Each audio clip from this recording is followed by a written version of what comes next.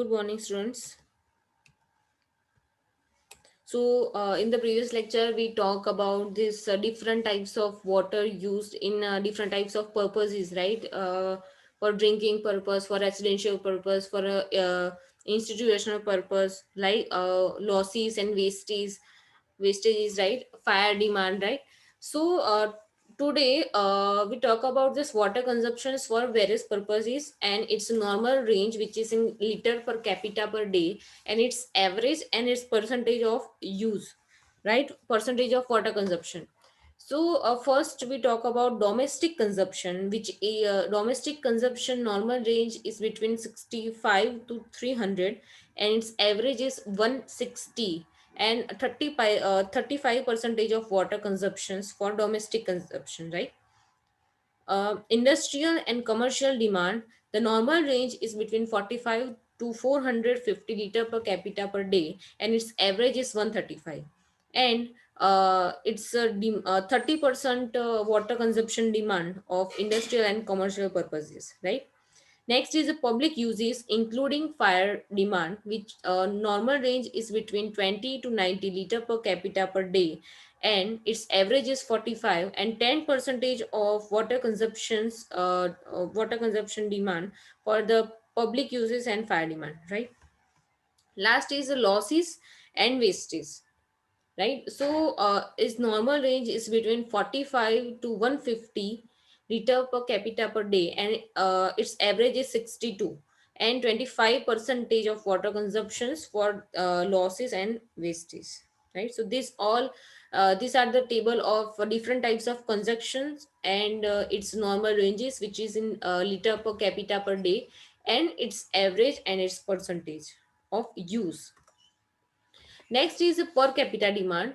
So, if Q is the total quantity of water required by various purposes by a town per year, and P is popular population of town, then our equation of per capita demand is equal to capital Q divided by P multiplied by 365 liters per day.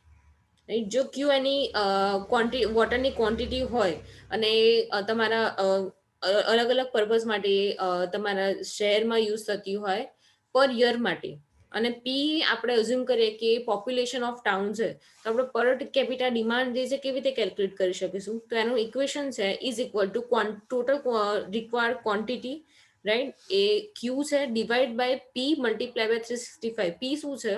Population ટાઉનમાં જે છે એ multiply by 365, right? Per year એના days થાય છે 365, તો એનું જે યુનિટ જે છે ક્યુ માટે એનો લીટર છે, ક્વોન્ટિટીનો લીટર્સ, અને જે પી છે પી મલ્ટીપ્લાય બાય 365 શું છે? એના ડેઝ છે, તો આપણે એને યુનિટ આપી શકીએ litres per day, right? So, this per capita demands, it's mainly depends on the various factors. અલગ અલગ ફેક્ટર્સ પર ડિપેન્ડ કરે છે, જેમ કે સ્ટાન્ડર્ડ ઓફ લિવિંગ, ત્યાં જે એટલા માણસો રહે છે એમનું સ્ટાન્ડર્ડ ઓફ લિવિંગ કેવું છે, હાઈ છે કે લો છે, સ્લમ એરિયામાં રહે છે કે હાઈ સોસાયટીમાં રહે છે, તેની પર ડિપેન્ડ કરે છે. Numbers and types of commercial places in town, right? અલગ અલગ ટાઈપના કમર્શિયલ પ્લેસીસ હોય છે, રેસિડેન્શિયલ પ્લેસીસ હોય છે, એ બધા પર શું તમારા જે ટાઉનમાં અલગ અલગ ટાઈપના જે પ્લેસીસ આવે છે બધા પર ડિપેન્ડ્સ કરે છે, રાઈટ? સો, એક એવરેજ ઇન્ડિયન કોઈ એક એવરેજ ઇન્ડિયાનું એક ટાઉન છે, ત્યાં રિક્વાયરમેન્ટ ઓફ વોટર કેટલી હોવી જોઈએ, રાઈટ? અલગ અલગ યુઝીસ માટે કેટલી હશે? સો, એવરેજ તમે ગણવા જાઓ તો ડોમેસ્ટિક પર્પઝ માટે તમને 135 લીટર્સ પર capita per day, right? Four industrial use is 40 liters per capita per day.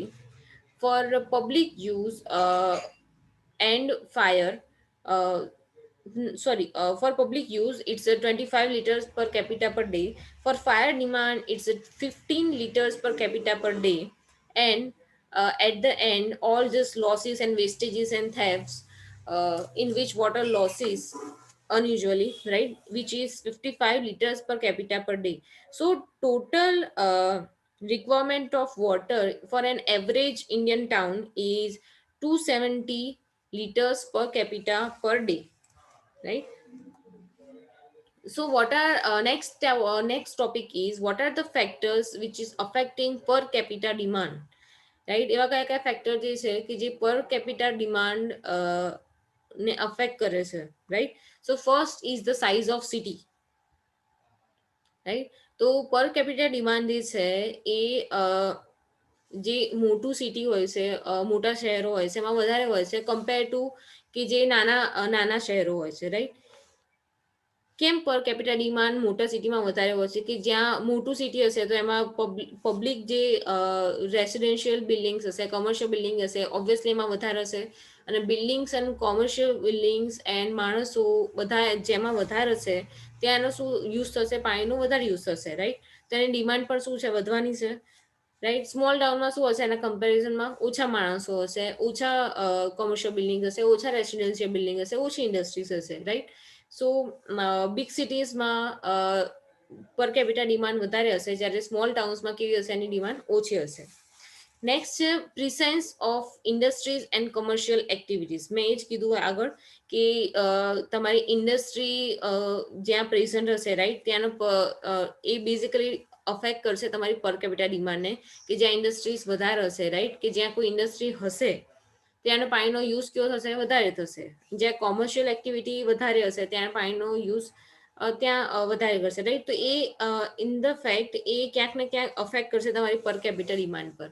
Next છે ક્લાઇમેટ કન્ડિશન્સ. ક્લાઇમેટ કન્ડિશન્સ કેવી રીતે અસર કરશે? જો તમારું વેધર જે છે એ શિયાળો હશે તો પાણી તમારે ઓછું જરૂર પડશે, ઉનાળો હશે તો વધારે જરૂર પડશે, રાઈટ? એટલે એ બે ક્લાઇમેટ કન્ડિશન્સ પર પણ તમને અફેક્ટ કરે છે પર કેપિટલ ડિમાન્ડ. નેક્સ્ટ છે habits of people and there economic status, right? High સોસાયટીમાં રહેતા હોય, તમારું ઇકોનોમિક સ્ટેટસ સારું એવું હોય, વધારે હોય, રાઈટ? તો તમારી જે હેબિટ, માણસોની જે હેબિટ હશે, જેમ કે જે હાઈ સોસાયટીમાં રહેતા હોય એ વધારે પાણી ફાલતુનું વાપરતા હોય, રાઈટ? એના યુઝીસ કહેવાય ને એ લોકો વધારે કરતા હશે. જ્યારે એઝ અ વાત કરવા જાઉં તો જેનું ઇકોનોમિક સ્ટેટસ ઓછું હશે ત્યાં લિમિટેડ પાણી યુઝ કરતા હશે, રાઈટ? તો એ ઇનડાયરેક્ટલી અફેક્ટ કરશે તમારી પર કેપિટા ડિમાન્ડ પર. નેક્સ્ટ છે pressure in the distribution system. જો તમે પ્રેશર તમારી ડિસ્ટ્રીબ્યુશન સિસ્ટમમાં વધારે રાખશો તો પાણીનો યુઝ વધારે થશે, રાઈટ? તો નેક્સ્ટ છે ક્વોલિટી ઓફ વોટર સપ્લાય. બરાબર, તમે જેટલું એ ઓબ્વિયસલી તમારી પાણીની ક્વોલિટી અફેક્ટ કરશે તમારા પર કેપિટા ડિમાન્ડ પર. સારું ક્વોલિટીનું પાણી તમે સપ્લાય કરતા હશો તો વધારે યુઝ થશે, right? Quality and quantity of water, right? Development of sewerage facilities, supply system of supply. સારી સિસ્ટમ સપ્લાય, સારી સપ્લાય સિસ્ટમ તમારી હશે તો પ્રોપર પાણી બધાને પહોંચતું હશે, right?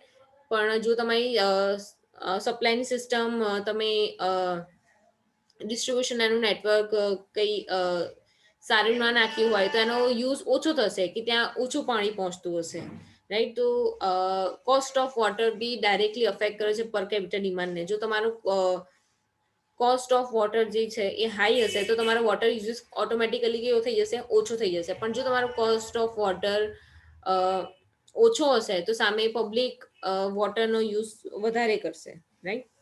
And last is policy of metering and method of charging, right? So આ બધા જ factor basically and indirectly directly affect કરે છે તમારા પર કેપિટા ડિમાન્ડ પર, રાઈટ? ફરીથી એકવાર જોઈ લઈએ. First is the size of city, presence of industries and commercial activities, climate conditions, habits of people, their economic status, pressure in the distribution system, quality of water supply, development of sewerage facilities, supply of system, cost of water, and policy of metering and method of charging. Right? Next છે quality of water. એ આવી ગયો પણ શું કહેવા માંગે છે? If water is aesthetically and medically safe the consumption will increase. જો તમારું વોટર જે છે એસ્થેટિકલી અને મેડિકલી સેફ છે, બરાબર, તેનું કન્ઝમ્પશન કેવું થશે? એનું વધારે થશે.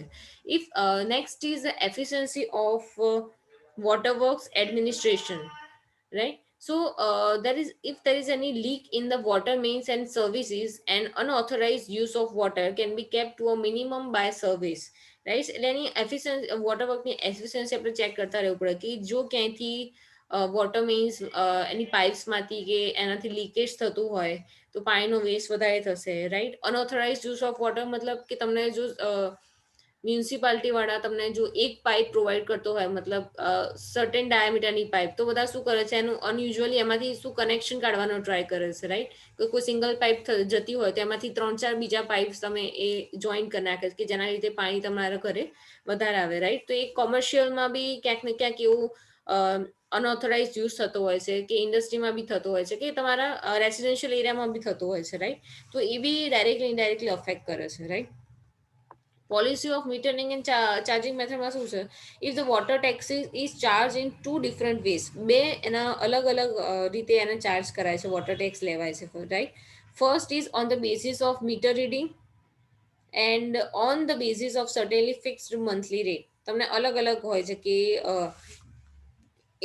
એક તો તમારા મીટરના રીડિંગ જે હોય છે એ રહ્યું, અને બીજું કે તમને ફિક્સ મંથલી બીજી એ રીત હોય કે તમારા મંથના ફિક્સ રેટ હોય છે, કે તમારે આખા મહિનાના એ લોકો જોડે લે છે, તો પછી તમને એવું કરે કે મીટર જે તમને પ્રોવાઈડ કરાવ હોય એના રીડિંગ પરથી તમારો વોટર ટેક્સ તમારો કલેક્ટ કરે છે, રાઈટ. આ બધા ફેક્ટર્સ ઇનડાયરેક્ટલી અફેક્ટ કરે છે. તો આ આપણે અહીંયા સપોઝ એક એક્ઝામ્પલ તરીકે આપણે જોઈએ તો અહીંયા મેં એક્ઝામ્પલ આપ્યું છે કે સાઇઝ ઓફ સિટી જો વધારે મોટી સિટી હશે, બિગ સિટી હશે, તો તેનો વોટર ડિમાન્ડ વધારે હશે, જ્યારે સ્મોલ ટાઉનનો ઓછો હશે. ક્લાઇમેટ કન્ડિશનની વાત કરીએ તો જ્યારે સમર હશે ત્યારે વધારે હશે, અને વિન્ટર હશે ત્યારે કેવો હશે? ઓછો હશે, રાઈટ. કોસ્ટ ઓફ વોટર જે છે, જો એનો રેટ આપણે સો રૂપિયા હશે અને 10 રૂપિયા હશે, જો 100 રૂપિયા એટલે કે વધારે હોય તો એની ડિમાન્ડ કેવી થઈ જશે? ઓછી થઈ જશે. અને જ્યારે 10 રૂપિયાની કોસ્ટ ઓફ વોટર હશે ત્યારે એની ડિમાન્ડ શું થઈ જશે? વધી જશે. અહીંયા બ્લેક સાઇન જે છે, રાઈટ, એ વોટર ડિમાન્ડ વધારે છે એ ઇન્ડિકેટ કરે છે, અને જે બ્લુ સાઇન છે એ વોટર ડિમાન્ડ ઓછી હોય એનું ઇન્ડિકેશન આપે છે, રાઈટ. જો ડિસ્ટ્રીબ્યુશન સિસ્ટમમાં આપણે પ્રેશર જે હાઈ રાખીએ છીએ તો એની ડિમાન્ડ કેવી હશે? ઓટોમેટિક વધી જશે. અને જો પ્રેશર લો હશે તો એની ડિમાન્ડ બી કેવું હશે? ઓછી હશે. સપ્લાય સિસ્ટમની વાત કરીએ, જો આપણે એમનો સારો વોટર સપ્લાય પ્રોવાઈડ કરેલો હશે તો એની ડિમાન્ડ કેવી? ઓટોમેટિકલી વધી જશે, વધારે યુઝ થશે, વધારે પર્પઝ માટે. અને જ્યારે સપ્લાય સારું નહીં હોય, રાઈટ, તો ત્યાં શું થશે? એની ડિમાન્ડ ઘટી જશે. ઇન્ડસ્ટ્રીની વાત કરીએ, રાઈટ. જો ઇન્ડસ્ટ્રીની વાત કરીએ તો જો સારી જો મોટી એવી ઇન્ડસ્ટ્રી હશે તો એમાં પાણીનો યુઝ કેવો થશે? વધારે થશે, તો એની ડિમાન્ડ કેવી હશે? વધશે, રાઈટ. અને જો નાની એવી ઇન્ડસ્ટ્રી હશે તો એની ડિમાન્ડ કેવી હશે? વોટરની ડિમાન્ડ ઓછી હશે, તો ત્યાં કેવો યુઝ થશે એનો? વોટર ડિમાન્ડ એની કેવી? ઓટોમેટિકલી ઓછી હશે. જો ક્વોલિટી ઓફ વોટરની વાત કરીએ, જો સારી ક્વોલિટી હશે વોટરની તો એ વધારે યુઝ થશે. જો એની વોટરની ક્વોલિટી ખરાબ હશે તો એનો યુઝ કેવો થશે? ઓછો થશે. અને છે habit of living people.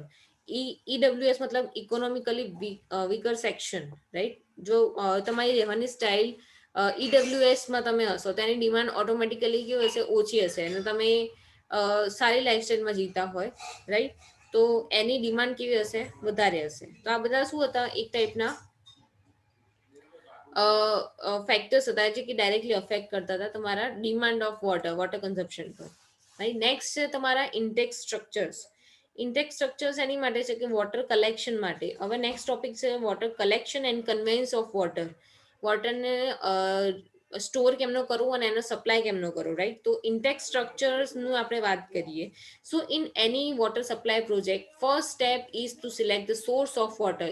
Intake structure is the main source of water, which is source of water from which water is drawn. The device installed for the purpose of drawing water from the source of water are called intakes. અહીંયા definition આપ્યું છે કે એવી device install કરી હોય છે કે જે આપણને પાણી એઝ અ પાણીનો સોર્સ તમને પ્રોવાઈડ કરે, રાઈટ. તો એને શું કહેવાય છે? Intex. So basic function of intake structure is to help in safely withdrawing water from the sources and then to discharge this water into the withdrawal conduct and through which it reaches the water treatment plant, right. So it is constructed at the entrance of the withdrawal conduct and thereby protecting it from the being damaged or clogged by ice and debris. Right. એને એવી રીતે construct કરવામાં આવે છે કે એનું જે entrance જે છે ત્યાં એક કન્ડક્ટ હશે કે જે શું કરશે, પ્રોટેક્ટ કરશે તમારા સ્ટ્રક્ચરને ડેમેજ થતા કે ક્લોક થતા કેવી રીતે. તો ત્યાંથી શું થશે, તમને સર્ટેનલી કે અલગ અલગ ટાઈપની જાળી કે અલગ અલગ ટાઈપના ફિલ્ટર્સ પ્રોવાઈડ કર્યા છે કે જેના લીધે શું થશે કે ડેબ્રિસ જે છે, આઈસ છે, ડેબ્રિસ છે, ગ્રેવલ્સ છે, એ બધા શું થઈ જશે, ઓટોમેટિકલી ત્યાં રોકાઈ જશે અને જે પાણી ખાલી ને ખાલી જે પાણી છે એ ખાલી પાણી જ અંદર આવશે અને પછી એ ક્યાં જશે, ટ્રીટમેન્ટ પ્લાન્ટમાં. તો એ આગળ જોઈશું. Sometimes from reservoir where the gravity flow is possible, water is directly transmitted to the treatment through intact structures. એટલે જ્યાં એવું હોય કે ગ્રેવિટી ફ્લો પોસિબલ હોય અમુક રિઝર્વોયરમાં, તો ત્યાં આપણે શું કરી શકીએ કે ગ્રેવિટીના લીધે ઓબ્વિયસલી જે કચરો હશે, જે પથ્થર હશે, ઓબ્વિયસલી બધા ક્યાં હશે, નીચે બેસેલા હશે. તો એમાં આપણે કંઈ જરૂર નથી, રાઈટ. તો એ વોટર શું કરીશું આપણે ડાયરેક્ટલી ક્યાં ટ્રાન્સફર કરીશું, ટ્રીટમેન્ટમાં, ઇન્ટેક્ટ કે જે ઇન્ટેક્ટ સ્ટ્રક્ચરમાંથી ટ્રીટમેન્ટ પ્લાન્ટમાં ડાયરેક્ટ જતું હોય, right. If gravity flow is not possible, જ્યારે ગ્રેવિટી ફ્લો પોસિબલ ના હોય ત્યારે શું થશે, water entering intake structure is lifted by pumps and then to the treatment plants, right. નહીં તો અહીંયા એક તમને બતાવવામાં આવ્યું છે એક સ્ટ્રક્ચર છે જેમાં હાઈ વોટર લેવલ છે, લો વોટર લેવલ છે. આ ડિફરન્ટ ટાઈપના રેક્સ આપેલા છે, રાઈટ. આ એક છે રિમૂવેબલ હેચ.